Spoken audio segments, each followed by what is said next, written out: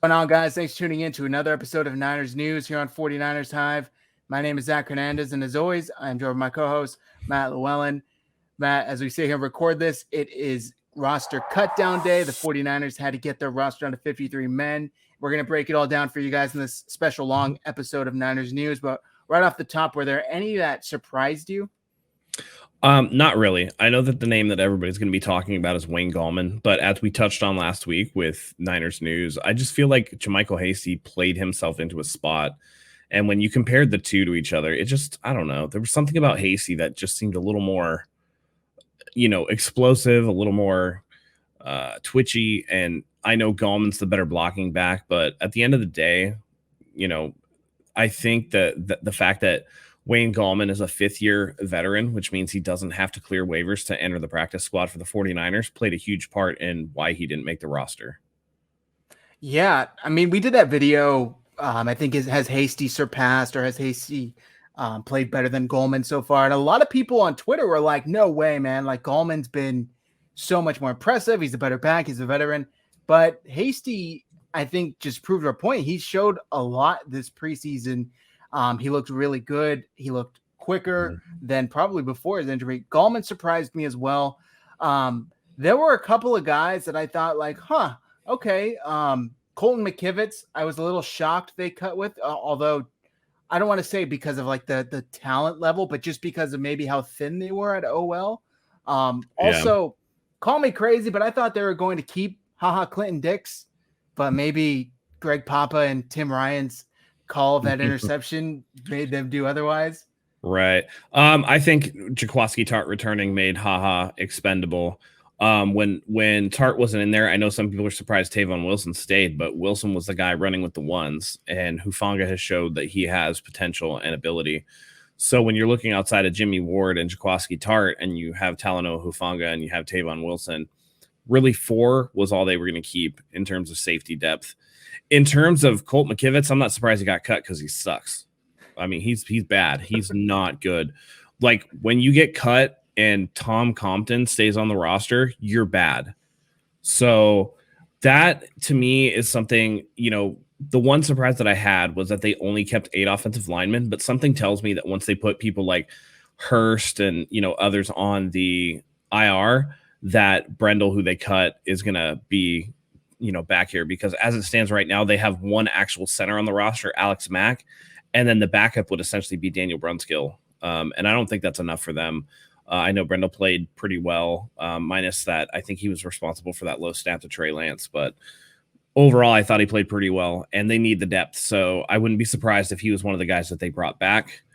And then the only other surprise that I can really think about, maybe 3 tight ends is a surprise, but who are they going to get to return kicks for them? And so that's why I think when a couple guys go on IR, I think Travis Benjamin is the guy they're probably going to bring back. But yeah, they don't have a designated return specialist. And I know people are freaking out and thinking that it's going to be, all on, Brandon Ayuk's going to return punts and kicks. But I would say to slow everyone's roll, because the roster that is going to be, going into tomorrow is not necessarily the roster that will be there for week 1. Yeah, well said. I got a lot of people saying that too. So who's returning kicks? Just Ayuk. Like you said, slow your roll. Things are going to people are going to find their place. The coaches are going to find who they like the most at each position. Real quick, maybe we should just go through the list of the players who got cut. Yeah. So this is per Chris Biederman. The following players have been placed on the reserve or the PUP list, physically unable to perform: Tavares Moore, Jeff Wilson Jr., and then Sean Coleman was placed on the injured reserve. And then the following players have been released: wide receiver Travis Benjamin, offensive lineman Jake Brendel, safety Clinton Dix, running back Wayne Gallman, corner Dante Johnson, offensive lineman Simeo Kelemete, tight end Jordan Matthews, tight end Michael Pruitt, quarterback Nate Sudfield, defensive lineman Eddie Yarbrough, and the following players were waived: defensive lineman Alex Barrett, wide receiver River Craycraft, defensive lineman Darian Daniels, offensive lineman Alfredo Gutierrez, linebacker Justin Hilliard, fullback Josh Hockett, offensive lineman Corbin Kafusi, safety Jared Maiden, offensive lineman Colton McKivitz, corner Alexander Myers, offensive lineman Dakota Shepley, linebacker Elijah Sullivan, wide receiver Simba Webster, and Jordan Willis is on the suspended list. So those are all the players that were released, waived, put on any type of list. And real quick, because I kind of forgot this myself, the difference between waived and released. So a player who has less than 4 years of accrued season is waived, and a player with more than 4 years is released. I think that's what you're going into as far as Wayne Gallman and his release. Yep. So, exactly. So that means that Gallman doesn't have to clear waivers, and the 49ers give him the wink and the nod, like, hey, we're going to put you on the practice squad and you're probably going to be on the roster, but we have to shuffle around some other things first.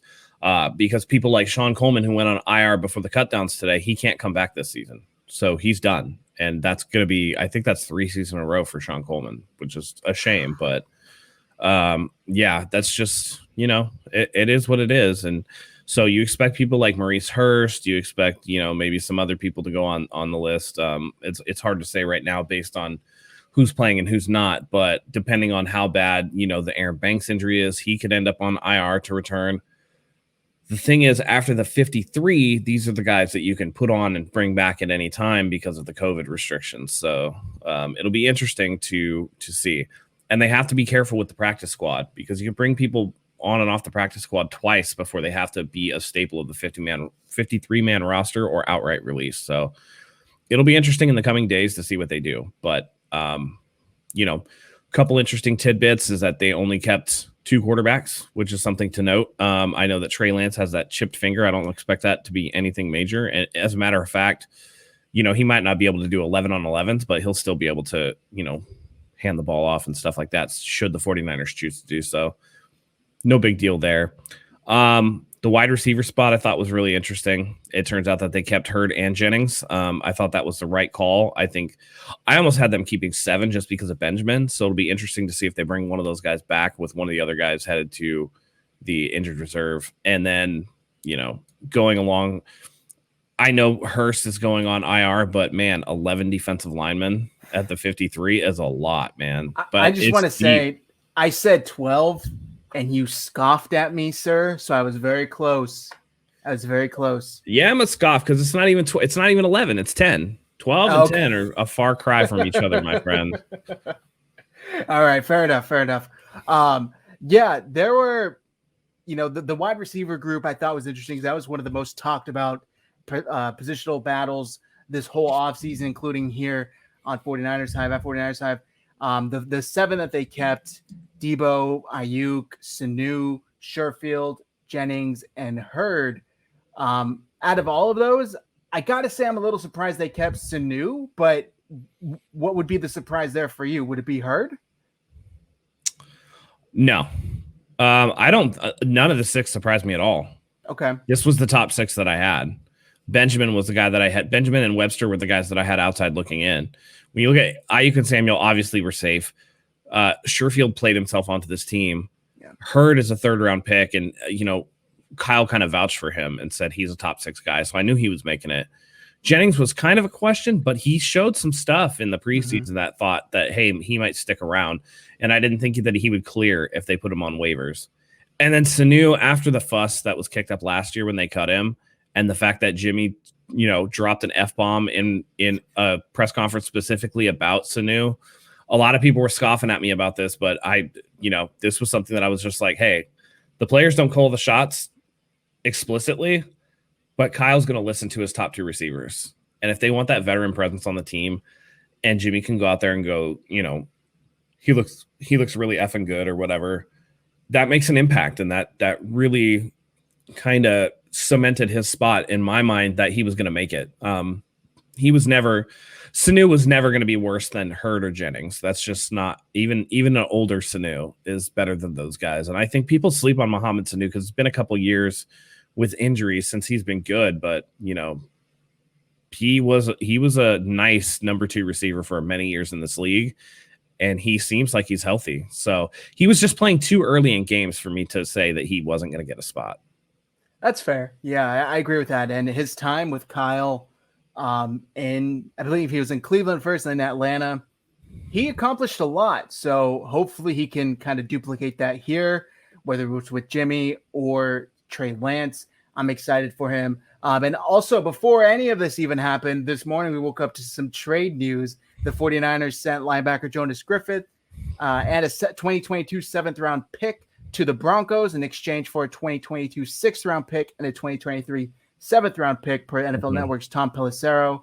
It's not much, but I at least like that they got something instead of just outright cutting the guy, because we both had been talking about Griffith the last couple of weeks. He'd been impressing us.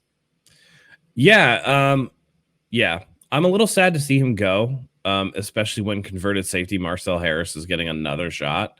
And I thought that Griffith brought in energy that I hadn't seen out of Harris. But at least they turned it into something and not just outright released him. And who's to say that, Denver doesn't eventually get around to cutting Griffith and then we can bring him back? There's no telling. So yeah, you're sad to see him go, but at least they got something for him. It turns out to be a 6th-round pick, which when you upgrade from, Griffith is an undrafted free agent, that's pretty good. So they need to stockpile those picks. And so,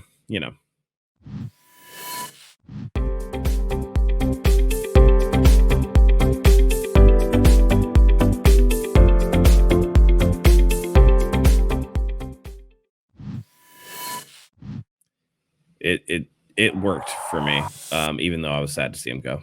Yeah, same here. I mean, we both said it in the chat once it happened. He faced an uphill battle to make the roster here. It is a good point saying that Marcel Harris gets another shot now at a new position where you could have kept a guy like Griffith.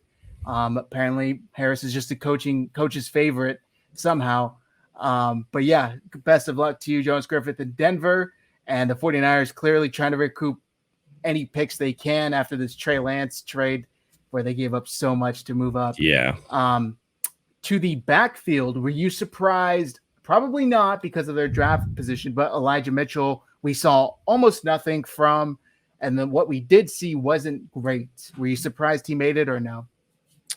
No, just because they drafted him and they got to give him time. I think what they saw ahead of his injury kind of informed what they were going to do afterwards. And to be honest, this was an area where if your running back 4 is not the best, like who cares? They're going to try to see if Elijah Mitchell has something. I think at this point, everybody knows that Wayne Gallman's a little tapped out. He is what he is. He's a 5-year guy. He's not going to get any better. And so if you think that Elijah Mitchell has potential to be better than him, then that's who you got to roll with. There are certain spots on the field where you can take chances on somebody's potential. And I think that running back 4 is probably one of them. So we'll see what happens. Hopefully he can show out a little better than he did against the Raiders. If not, then he's going to be somebody that stays on the roster for this year and then is gone like so many others. But at least they're taking a chance in this regard. And, they've done it at wide receiver. Really, it looks like they're taking chances on the offensive side of the ball, where we know that Kyle is going to be at his best and where Kyle feels like he has the most control and where Kyle feels most comfortable. Well, on the defensive side, I mean, they got real conservative with those defensive linemen. They essentially kept everybody. So, to me, you're trying to make that defense stout, and then you can play a little bit with the offensive side of the ball where Kyle feels like his scheme is just going to beat everybody no matter what. So we'll see how it turns out. Yeah. I mean, I'm excited. I think they have a pretty good 53-man roster here. I was just looking over the salary cap of the 53-man roster, and for all of this stuff, I always go to Jason Hurley. He writes for Niners Nation, and he's founder of 49erscap.com, and he currently has the 49ers at $6.3 million in cap room before the practice squad. That is. So I mean, look, it can roll over, so it's not like it's that much, but it's still better than pinching pennies. Excuse me. So yeah. I like that there. But going back to the roster, I'm pretty pleased with it. Like I said, the linebacker unit stout, little top heavy, but we already knew that. Fred Warner, Greenlaw, Al-Shaair, Flanagan Foles, Marcel Harris. We talked about this. It was unfortunately going to be hard to beat out guys like Flanagan Foles and Al-Shaair as much as we liked Jonas Griffith. And Justin Hilliard as well. I thought he was playing pretty well given his status. And then the offensive line, they kept Trent Williams, Laken Tomlinson, Alex Mack, Daniel Brunskill, McGlinchey, and then Tom Compton, a fan favorite, not really. And the 2 rookies, Aaron Banks and Jaylen Moore. Were you shocked Tom Compton made it? Because I kind of was. I mean, shocked to a certain extent, but it's like I would have. Yeah, it's just hard because, like, who else is out there? It's easy to say that you can find somebody just off the waiver wire that's better than Tom Compton, but if that was true, then Tom Compton wouldn't ever be in the NFL. So True. It's 6 and 1, half dozen the other. You just hope you don't get to that point, because if you're getting back to those type of guys, to a Tom Compton getting on the field, like heaven forbid, it's not going to be pretty. But it just goes to show how bad Colton McKivitz was if they kept Tom Cotton and got rid of him. Yeah, it's unfortunate. It seems like, at least for linemen, this regime, not great. Nope. Yeah. Real bad. Yep. Mike McGlinchey is essentially their only pick that's done anything, and even he's not great. So this seems to be a blind spot for the regime. Yeah, unfortunately.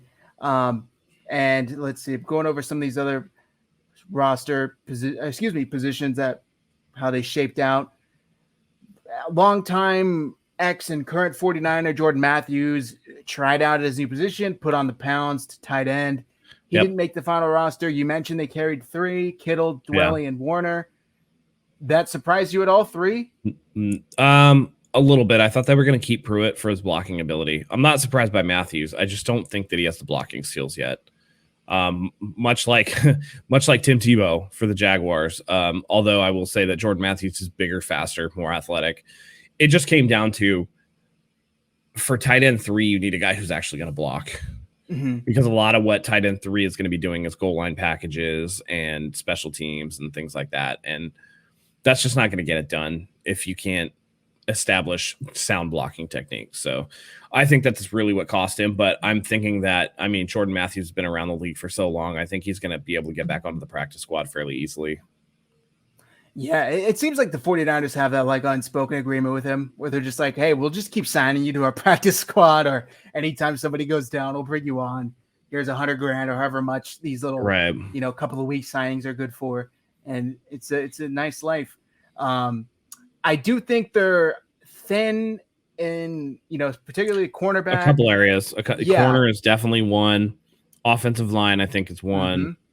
Linebacker a little bit, but the linebacker position seems to have been devalued overall as a unit. I know that Warner makes a lot, but overall, it's like they're going to be running a lot of nickel, and like base defenses just typically don't happen that often. Right. And I think that might be one reason that Marcel Harris made it, is because he's a converted DB, and you can use him on obvious passing downs to at least play a little bit of coverage. I mean, Marcel Harris isn't great in coverage, but if you need him to, cover the backup tight end or whatever, he could probably do it. So, and he has a nose for the football. I think that definitely they're definitely thin at cornerback. I mean, you're relying on Emmanuel Mosley, K'Wan Williams, and Jason Verrett to stay healthy when all 3 have, some track record of injuries. And then beyond that, it's rookies and Devontae Harris, which is just, it's a little puzzling. They could be in trouble.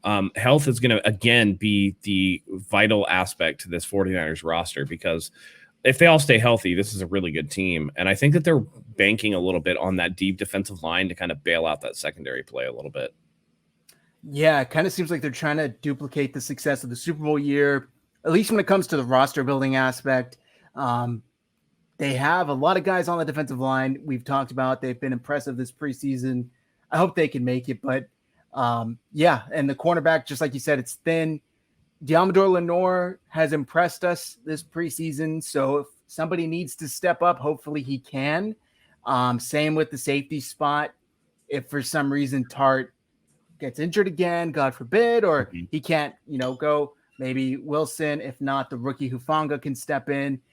Because before Hufanga came on, everybody was talking about Tavon Wilson and how he was shutting down George Kittle in 1v1s in practice.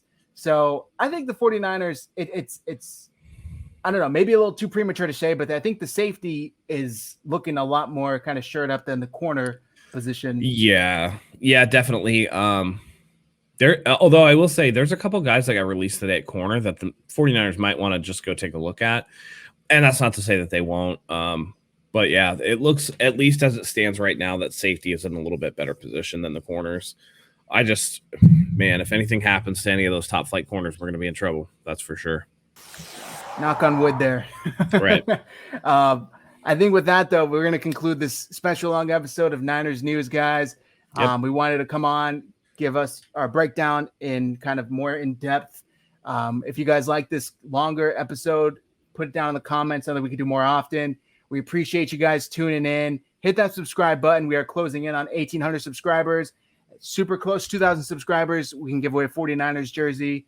Hit the subscribe button, guys. It really helps.